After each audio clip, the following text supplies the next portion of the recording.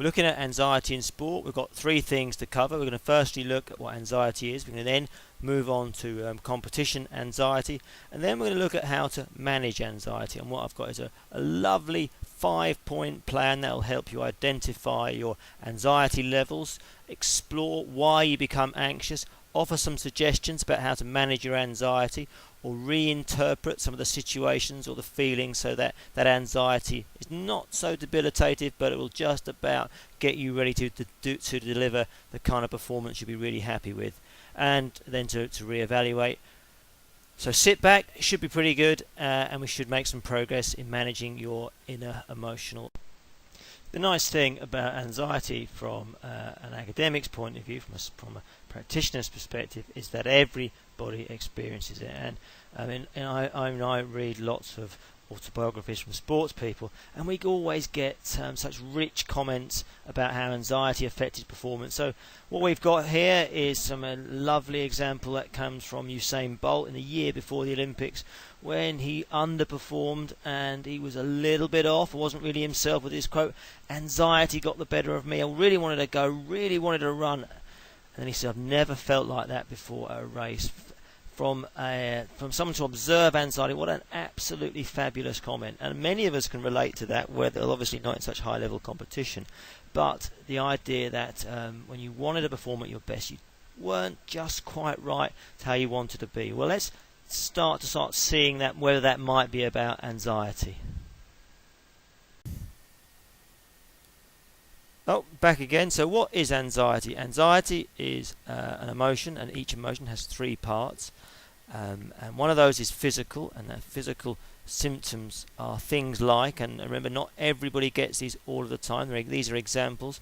Things like increased respiration, increased heart rate, and that's a tricky one to measure, because in sport we often start warming up and do physical things, and that will increase our heart rate. What we're looking at here is increased heart rate when we're doing absolutely no exercise. So when you're resting, when you're sitting down, if you know what your resting heart rate is, and you know your resting heart rate is normally when you're in the middle of the day, if that is 10 or 15 beats higher, maybe 20 beats higher than you, that may well be anxiety kicking in. So you're looking for a noticeable differences, maybe adrenaline, could be nausea, dry mouth, sweaty palms, tense muscles, a whole range of things. And of course we know the physical characteristics, which is which all of us experience prior to competition. The idea that we just must go to the toilet, and I do running races very, very regularly. I do a part run every week, and I do other races probably once every other week, and the queue for the loos is absolutely staggering. Even the most experienced of athletes get really nervous, and also recreational runners, people who are just doing it for fun, or so they say, get really nervous, and that shows itself in the great long toilet queues. That also gives some insight, and we'll look at that later with a bit more scientific data, in that anxiety is a really normal thing to experience prior to competition, prior to doing anything where there's an immediate evaluation of what you're about to do. So you get physical, you get some physical symptoms of anxiety. That is what most of us experience in varying degrees. Then we've got the mental part. So things like inhibition, things like worrying thoughts, things like frightening images, difficulty in concentrating. What anxiety can do is reprioritize what you're thinking about and how you're thinking. If you're very anxious, you suddenly become fixated on certain things, and that might well be the cause of the anxiety. It might well be on the opponent, who suddenly looks absolutely enormous, or the football goal that was the normal size, but as you put the ball down to take the penalty, it appears to have shrunk. Those are the sort of mental aspects of anxiety. And the third one is a behavioural approach, and there's two things to look at here, and two really important things to look at. One of them is about approach, it's about targeting the source, it's about being active, about going out and challenging the reason why you are anxious, and possibly raising your game to combat the source of the emotion. In other words, I'm feeling anxious, I'm worried about my performance, I will try harder to overcome this. It feels unpleasant, but it might well have a really functional part for our actions. The other is, it might be about avoidance. We might, we feel nervous and we really say to ourselves, the last thing I want to do at the moment is go out and perform. The feelings of dread are right over my competition and right in the front of my mind, and I really can't concentrate on the things that I want to do. And at that point, we just want to be buried up, drop in a big hole, and not go out to play and play our sport. And those thoughts of avoidance, and they are a symptom of high anxiety. And why anxiety can be unpleasant, because you can get approach and avoidance, behavioural sort of triggers, pushes, switching. So you feel like you're up for it, and then suddenly a wave of anxiety comes with a frightening image, and it says, I really don't want to do this. And that's very difficult to manage that conflict in terms of what it's telling you. That message is telling you to how to go to sport. So, no, not surprisingly at all, we want to manage those states. Some further things to think about. We have two different types of anxiety. One is something called state anxiety, anxiety at the moment, and that varies from situation to situation. So if you're about to do a parachute jump, you might be really nervous. If you're about to take part in a sports competition you do every week, you might be quite nervous but not so intensely nervous. And some things you might be not nervous at all, but it's the anxiety right now. The other type is trait anxiety. It's a personality disposition, and it's relatively stable over time. So you're nervous quite a lot of the time, and when you go to any sort of thing where there's a challenge, it's just sport, you get quite nervous, and you get quite nervous quite easily, or you're more nervous than people who are tend to be a lot calmer, who are in essence low in trait anxiety. So you're high in trait anxiety, that's absolutely fine. People are high in trait anxiety. It's not something to try and work towards. It's something to recognise. It's your characteristic. Some people are taller of us. Other people are not so tall. Other people, some people are 5'7" and think they are tall. I'm not saying who that is, but it just might be me. They are characteristics of us. We live with those. I'm not suddenly going to grow. And our personality trait is relatively stable, and it's not going to shift immediately, and the best thing to do is accept who you are. So let's look at a quick assessment. What we have here is a tension scale from a questionnaire called the Brunel scale, which we validated over several years. 2,000 people or so were involved in the validation of this scale, and we really wanted a really short and simple way of doing this. So we've got 4 items: nervous, anxious, panicky and worried, and what someone does is rate the extent to which they felt any one of those 4 items, and what we've done here is asked them to indicate how nervous, anxious, panicky, worried they were before their best performance, and repeat that for their worst performance. And let's just talk about the timing we're talking about here. This is 1 hour before their performance. The reason being 1 hour is because that gives us some time to get the person in the best mindset in that 1 hour period, so that they can go into competition feeling absolutely fantastic.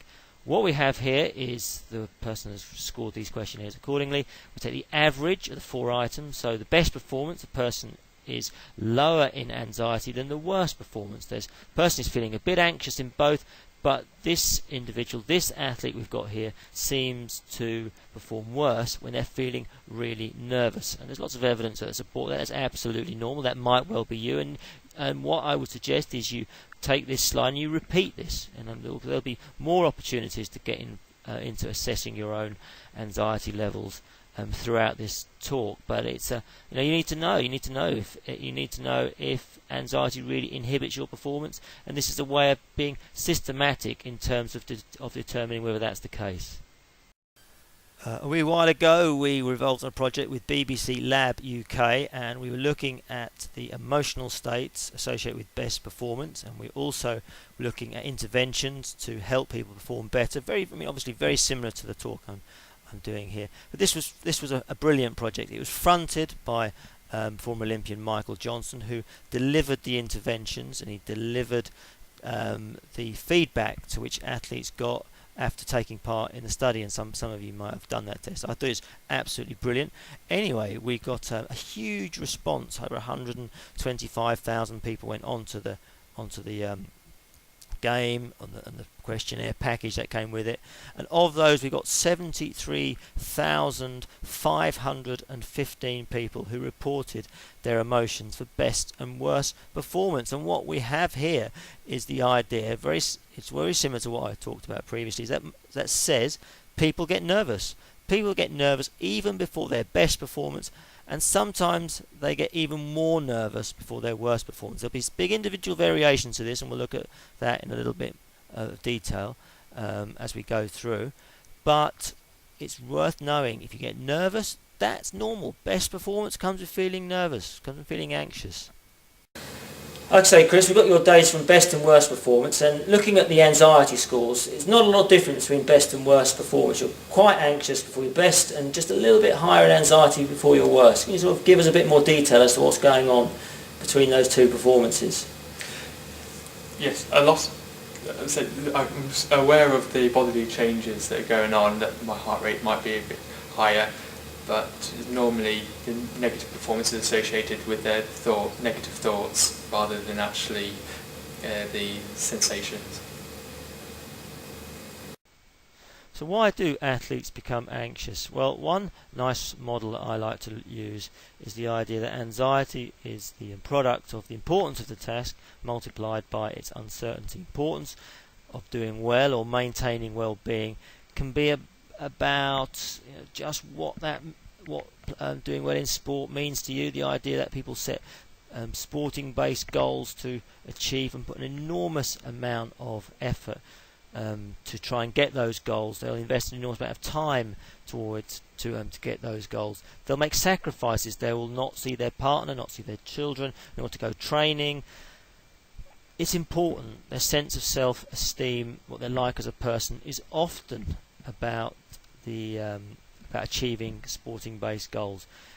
It's very public sport as well, very public. So it's not not something to do really badly at, because everyone sees your poor performance.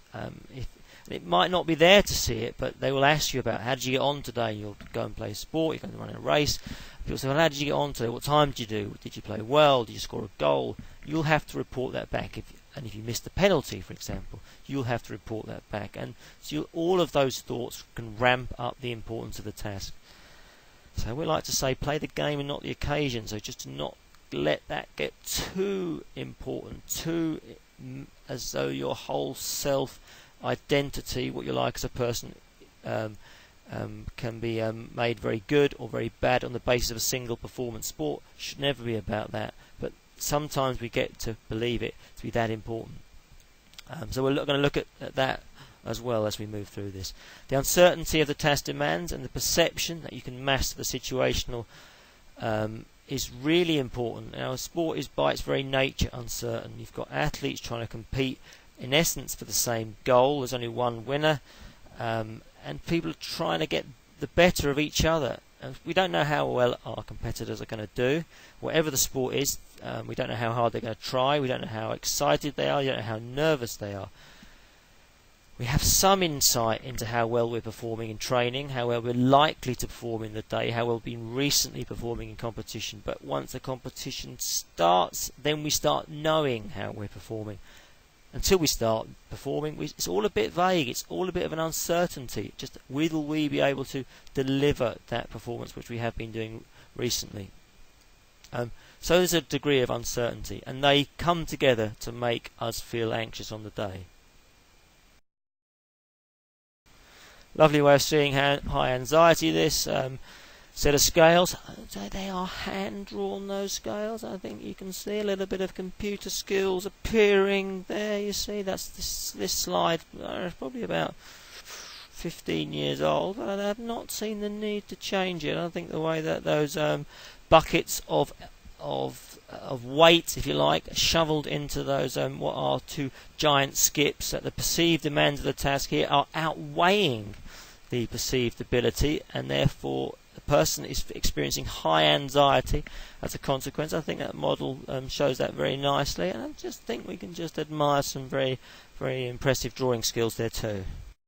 How to overcome anxiety. Or we might want to ask our question, do we need to overcome anxiety? Could we use anxious feelings to help us play better, Or could we just let these anxious feelings pass? See these anxious feelings as part of competition, just like feeling tired is at the end of a running race. You expect to be nervous at the start. That's normal. That's what these nerves have a function, and we'll just let them pass. We don't have to pay any more attention to them, just to say they're normal part of competition.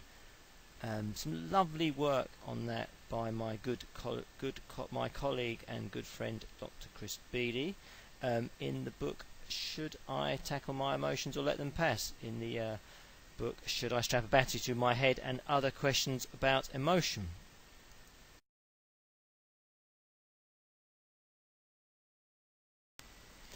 But surely I want to feel less anxious. Surely these anxious feelings, which are what you said, are full of vulnerable thoughts, frightening images, feelings such as feeling nauseous, excessive trips to the toilet. Surely I want to get rid of those.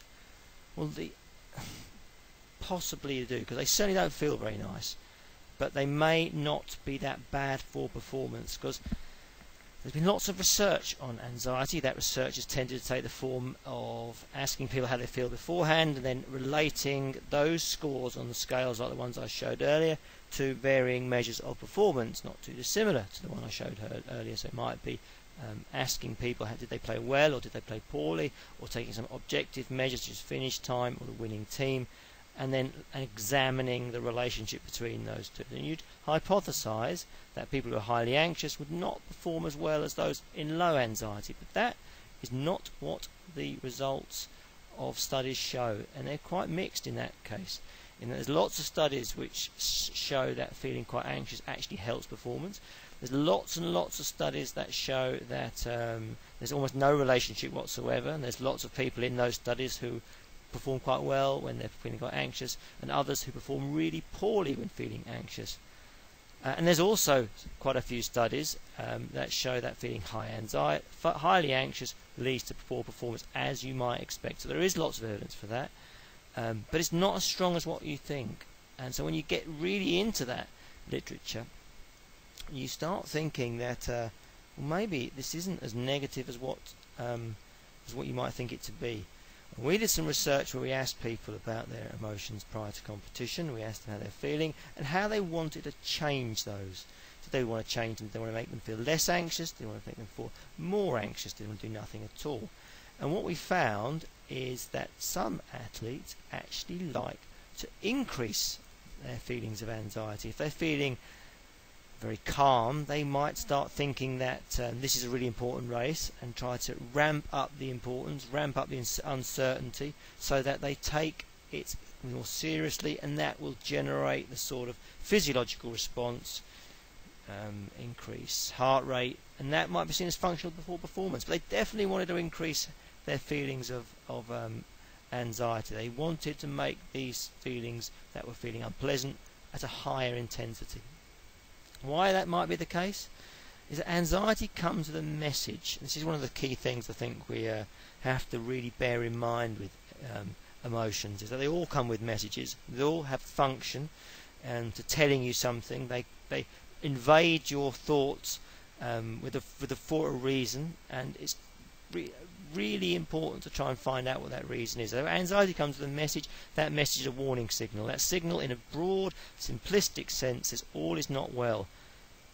Surely that's a function. That function of all not being well could lead to you going, well, I'd better better change what I'm about to do here, and improve my game, concentrate on what I'm going to do, take care of the of how to prepare thoroughly in the warm-up so that I'm really ready for starting competition. All sorts of things, but it's a warning signal. And certainly when we see teams play against really strong teams, play really weak teams, and they losing right near the end of the game, or actually we have the great upsets in the FA Cup in soccer, you can almost see that you just wish that Premier League team got a shot of anxiety prior to the competition about what might happen, because it might have been the warning signal they needed to improve their game.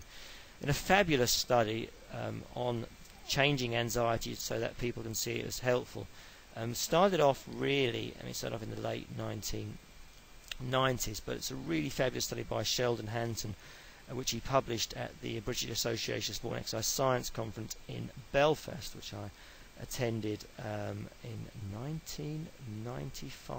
Gosh, doesn't that sound a long time ago?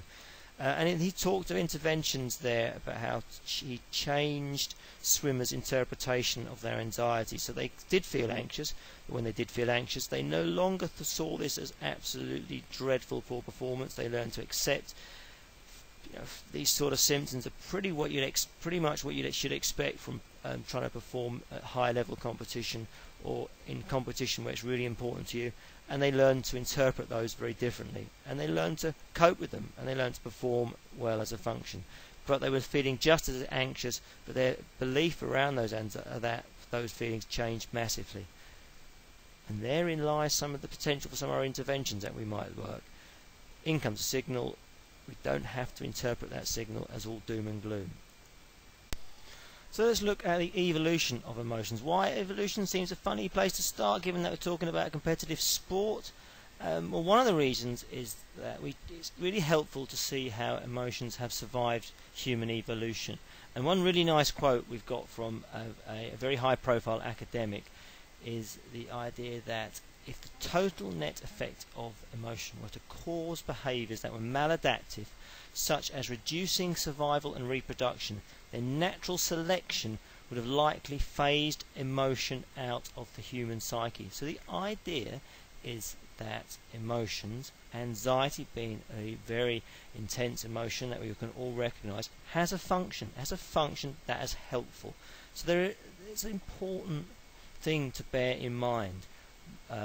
That point because once we understand what that message is, once we understand what that function is, we can then start to consider how we want to work with anxiety in a way that is in essence beneficial. So anxiety is telling you a message. What is that message?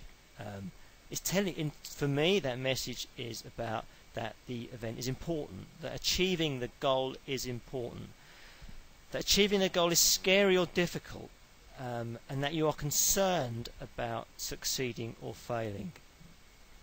Now, that is a journey that I think everyone should go for, is to think about their anxiety, do a self-assessment of where they're at, and then think very carefully about what are the reasons why they are anxious. There's a really lovely intervention approach to do this by Penny Baker, and I've put the link there so that you can access it really easy. And all you do is that when you're feeling anxious, you think back to when you're anxious, is just write about what's going through your mind. Just write the thoughts down that are going through your mind, and you write them down. And the process of writing them down helps you organise those thoughts in a little bit more coherent way, so that they start to make sense of what the reasons are for your anxiety. But it's really simply just write it down. In the good old days, we encouraged to write diaries and interventions, and people may not have been so nervous. But joking aside, it's a really simple way of doing it, and it does offer insight. And it's such a lot of research which shows it's effective. It's worth taking very seriously.